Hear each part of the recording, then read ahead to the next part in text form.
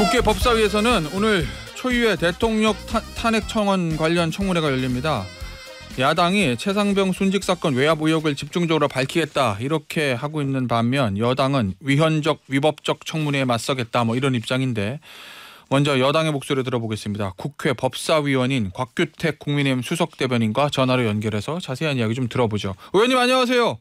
네, 안녕하십니까. 곽규택입니다. 네, 의원님 오늘 아마 사상 초유의 대통령 탄핵 관련된 요 국민청원 청문회가 열리는데 일단 국민의힘은 이거 위헌 위법이다 이렇게 얘기하고 있는 거잖아요.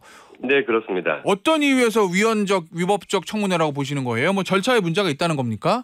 예, 지금 청원이 탄핵 발의 청원 청문회입니다. 네. 예, 그런데 그 탄핵이라고 하는 것은 국회에 탄핵 소추 발의 요건이 규정이 되어 있는데요. 예. 그런 헌법 규정을 지키지를 않고 법사위에서 그러니까 탄핵 발의를 할 수 없는 법사위에서 일방적으로 청원을 근거로 청문회를 하겠다는 거죠. 예. 그리고 국회법과 청원법, 국회 청원 심사 규칙 등에도 수사나 재판이 진행 중인 사안에 대한 청원은 접수를 하지 않도록 되어 있습니다. 예. 그런데 그런 것을 다 무시하고 지금 청원을 근거로 해서 청문회를 열어서 지금 수사나 재판이 진행 중인 사안에 대해서 관여하겠다는 거거든요. 예. 이런 것들을 고려할 때 지금 청문회 자체는 불법이라고 생각이 됩니다. 의원님, 민주당의 네네. 얘기는 이게 국회에 국민 청원이 들어왔고 네. 그 후속 절차로서 당연히 청문회를 해야 되는 것이다. 이런 입장인 것 같은데 국민의힘 그렇지 않습니다. 네. 그렇습니까? 네네. 그럼 원래 청원이 들어오면 법사위에서 할 수 있는 것은 청원 심사 소위에서 그 청원을 한 사람, 그러니까 청원인과 이해관계자 정도의 진술을 들을 수 있는 절차가 다거든요. 예. 그러니까 이처럼 증인 참고인을 대거 불러서 사실상 탄핵 조사라고 할 수 있는 청문회를 할 수 있는 근거는 어디에도 없습니다. 알겠습니다. 일단 지금 국민의힘에서는 헌법재판소에 가처분 신청한 것으로 알고 있는데 네네. 법적인 대응은 헌재 결정을 지켜봐야 되겠지만 정치적으로는 일단 오늘 열리잖아요. 네네. 이거 어떻게 대응하실 거예요? 보이콧 하십니까? 아니면은 일단은 청문회장에 들어는 가십니까? 국민의힘. 예, 물론 저희는 이 청문회 자체가 불법이라고 규정을 하고 있지만 오늘 열리는 청문회에는 법사위원들이 참석을 할 예정입니다. 그래요? 참석을 해서 청문회의 불법성에 대해서도 강조를 하고 또 지난번에 그 입법 청문회를 빙자해서 증인들을 불러놓고 증인들 망신 주기, 퇴장 이런 일들을 반복하지 않았습니까?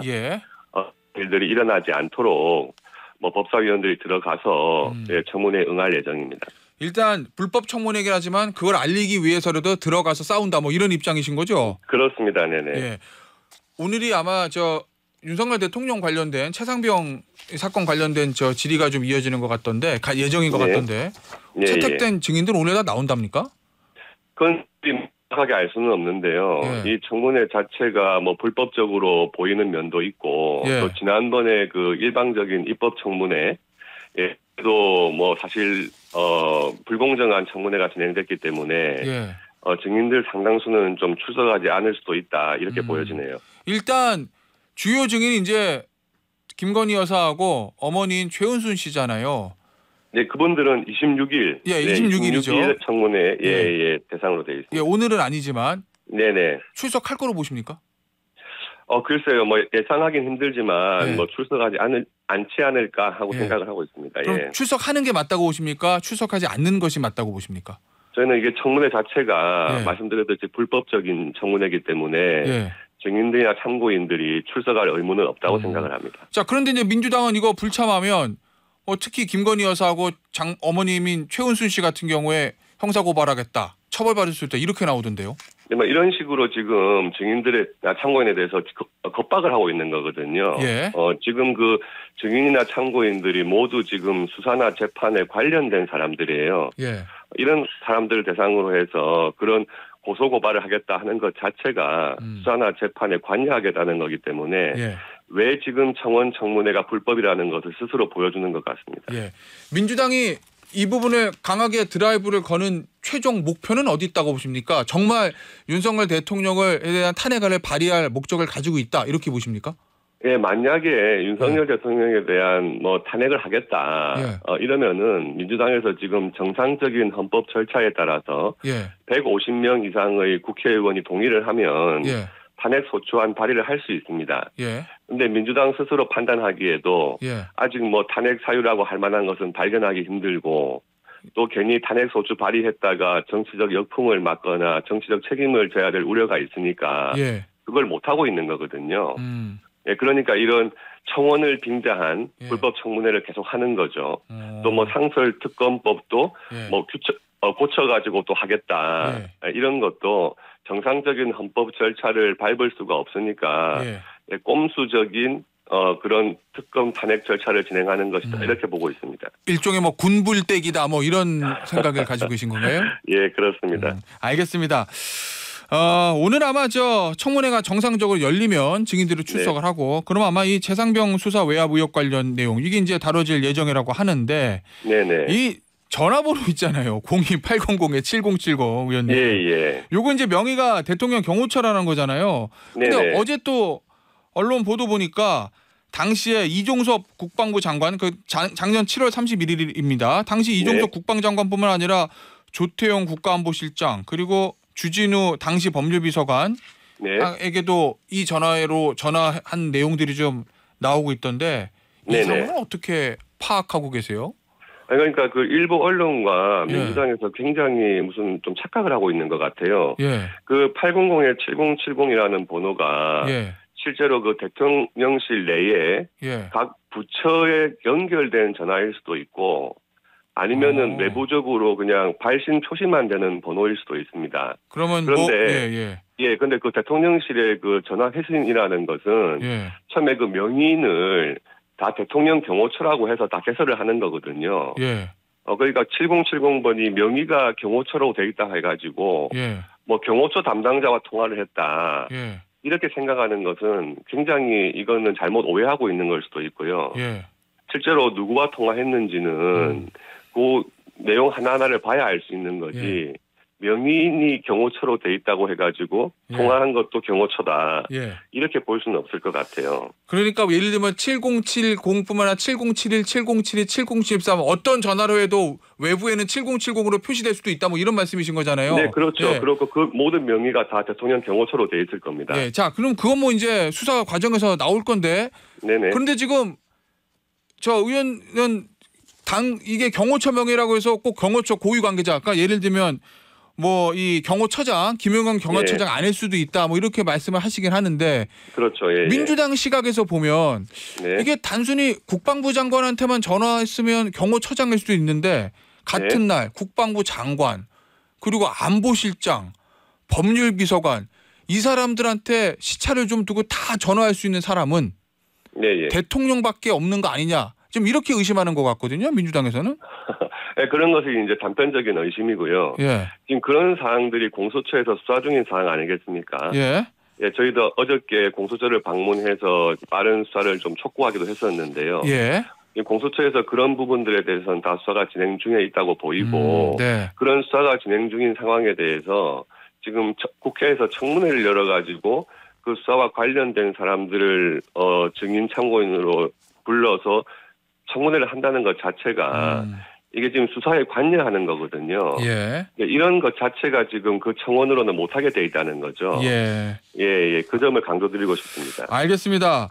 자, 이 임성근 사단장 구명 로비 의혹과 관련해서 이게 녹취록이 공개됐는데 그 이종우 씨 같은 경우에 VIP에게 구명 운동을 했다는 이 VIP는 김건희 여사를 얘기하는 건데 내가 허풍이었어. 허세를 떤 거였어. 이렇게 얘기를 했고 그 대화의 상대방인 김규현 변호사, 이 박정훈 대령의 변호사입니다.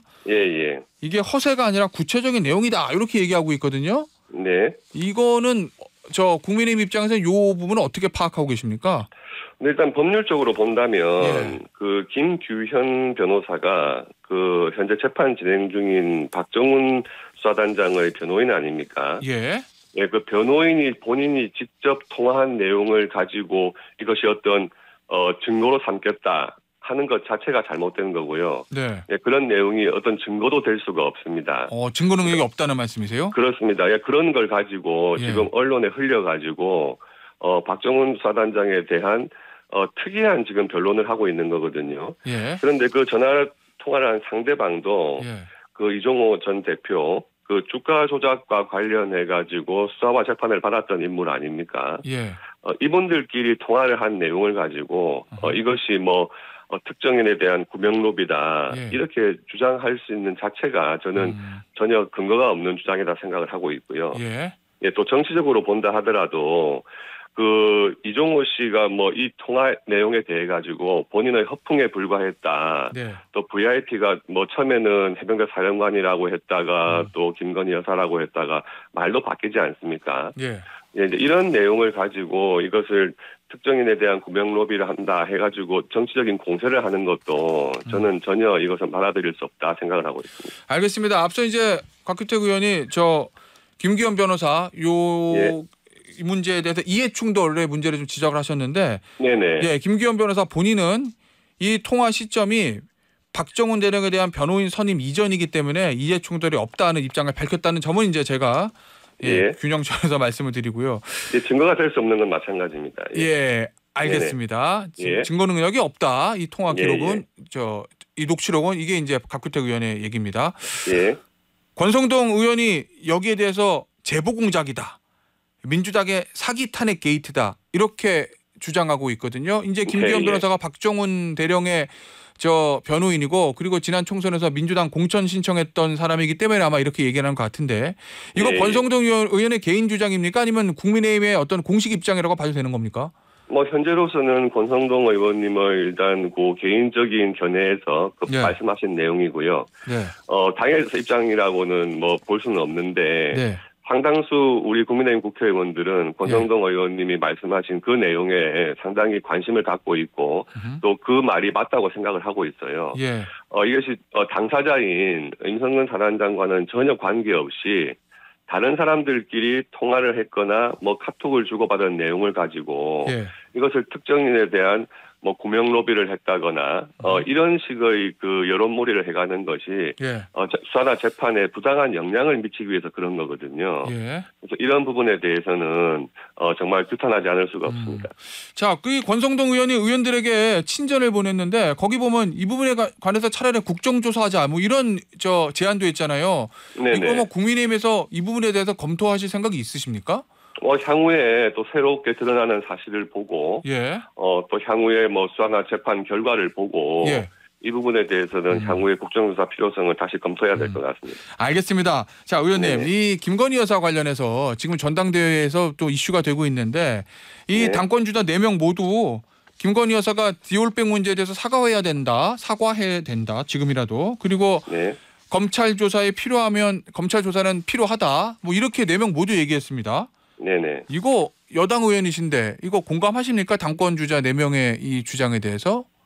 지금 그 부분에 대해서 수사가 진행 중에 있죠. 서울중앙지검에서 수사가 진행 중에 있고 곧 김건희 여사에 대한 수사도 있을 거로 저는 보고 있습니다. 소환 조사를 시도할 것이다. 그런데 소환 조사라는 것은 이제 조사의 방식이겠죠. 그렇죠. 그런데 조사의 대상은 될 수 있지만 그것이 반드시 소환 조사를 꼭 해야 된다 이렇게는 볼 수가 없을 것 같아요. 그리고 지금 수사가 어느 정도 진행돼서 그 결론이 수사 결과가 발표될 때쯤 되면 아마 김건희 여사도 입장을 밝히고 뭐 사과하지 않을까 생각이 되는데 그 수사 결과가 나오기 전에 그 수사의 대상자가 사실 사과하고 하는 것도 어떤 수사에 영향을 주거나 또 다른 또 수사의 가이드라인을 준다 해가지고 또 다른 비판이 제기될 수 있거든요. 저는 우선은 수사 결과가 나오는 것을 보고 그다음에 수사와 관련된 사람들이 뭐 입장을 밝히거나 하는 것이 맞지 수사가 진행 중인 상황에서 그 중요한 인물이라고 하더라도 수사의 대상자이기 때문에 입장을 밝히거나 사과하거나 하는 것은 시기상으로는 조금 신중해야 된다고 생각을 합니다. 알겠습니다. 의원님 검사 출신이시잖아요. 이 김건희 여사 조사 방식 아마 3가지일 것 같은데 중앙지검으로 출두하는 게 있고 소환 조사죠. 그리고 서면 조사가 있고 또 방문 조사가 있을 겁니다. 방문도 한남동 관저로 방문을 하는 방법도 있고 아마 제3의 장소로 방문하는 것도 있을 텐데 어느 것이 적절하다고 보십니까? 전적으로 수사를 하는 수사 주체의 판단이 달려있다고 생각을 합니다. 예, 중앙지검 수사팀이에요. 예, 그렇습니다. 그 부분에 대해서 어느 누구도 무엇이 맞다 하는 말씀은 드릴 수가 없는 것 같아요. 예. 그 세 가지 방안 중에서 수사팀에서 주임 검사가 결정하는 방식이 가장 타당하다고 생각을 합니다. 알겠습니다. 자, 전당대회 얘기 좀 해보겠습니다, 의원님. 네. 이제 한동훈 후보가 언급해서 논란이 됐던 이 패스트트랙 관련 이 공소 취소 논란. 네, 요거 이제 공소 취소 청탁 논란이라고 명명을 하면 야당에서 이거 좀 수사해야 된다. 한동훈 후보, 나경원 후보 다 수사해야 되고 뭐 특검법도 발의해야 되고 뭐 이른바 한동훈 특검법에 이 부분 포함시켜야 된다. 뭐 이렇게 주장하거든요. 예. 여당 법사위원으로서 이거 어떻게 보십니까? 이런 야당의 주장. 네, 저는 공소 취소 청탁이라는 청탁을 용어를 쓰는 것 자체가 정치적인 프레임을 씌우려는 걸로 보여지고요. 예. 이건 당시 그 원내 대표였던 나경원 대표가 이 부분에 대해서는 그 기소돼서 재판을 받고 있는 국민의힘 국회의원들 전원에 대한 문제로 대표적으로 말씀하신 취소 요청, 공소 취소 검토 요청이라고 보거든요. 그래서 이런 부분은 당시의 상황이라든지 또 기소가 됐을 때 과연 이게 기소해서 재판을 받게 할 만한 사안인가 이 부분에 대해서 충분히 나경원 대표가 본인의 의견을 전달할 수는 있는 사안이라고 생각을 합니다. 그리고 이제 이 부분에 대해서 한동훈 당시 이제 법무부 장관 그래서 이제 지금 본인이 좀 이 부분에 대해서는 잘못 답변을 한 것 같다 하고 또 사과하지 않았습니까? 이런 부분들에 대해서 또 뭐 야당에서 정치적인 공세를 하는 것도 저는 안 맞다고 봅니다. 알겠습니다. 자, 오늘 인터뷰는요 여기서 마무리하도록 하겠습니다. 지금까지 법사위원인 곽규택 국민의힘 수석대변인이었습니다. 의원님 감사합니다. 감사합니다.